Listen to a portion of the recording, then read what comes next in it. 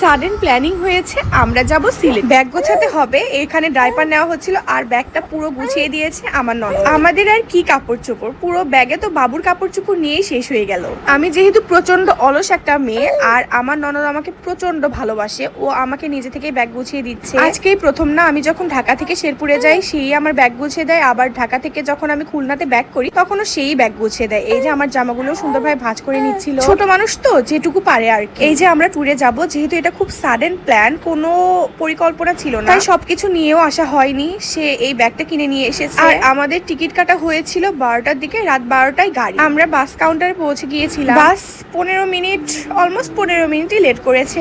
এত ভিড় ছিল, এত মানুষ যাচ্ছিল ট্যুরে।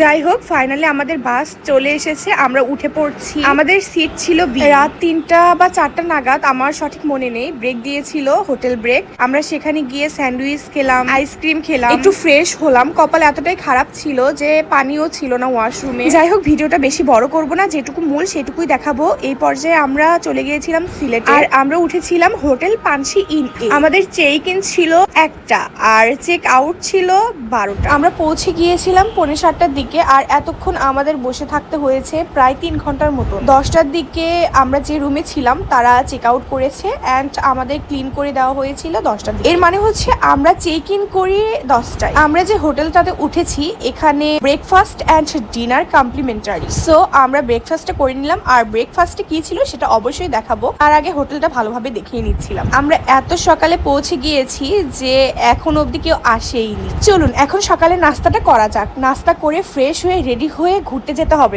সকালে নাস্তায় ছিল ডিম, তার সাথে খিচুড়ি আর সালাদ তো ছিলই, সাথে ছিল চিকেন। চিকেনটা খুঁজে পাচ্ছিলাম না, এরপরে দেখি খিচুড়ির মধ্যে চিকেন দেওয়া। কি একটা অবস্থা। আর আমি চেয়েছিলাম পেঁয়াজ, বাট ওনারা আমাকে পেঁয়াজ দেন নাই। আচ্ছা, খিচুড়ির সাথে পেঁয়াজ না হলে কি ব্যাপারটা জমে? আপনারাই বলুন তো।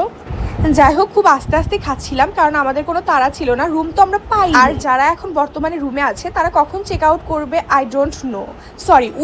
আমরা তো ভেবে বসে আছি নিশ্চয়ই 12টার দিকে তারা চেক আউট করবে আর আমাদের ঢুকতে হবে 1টার দিকে। প্রথমে ভেবেছিলাম রুমে না ঢুকে ঘুরতে যাব, বাট আলহামদুলিল্লাহ আমরা রুমটা পেয়েছিলাম এন্ড ফ্রেশ হয়ে ড্রেসটা চেঞ্জ করে আমরা ঘুরতে যেতে পেরেছি।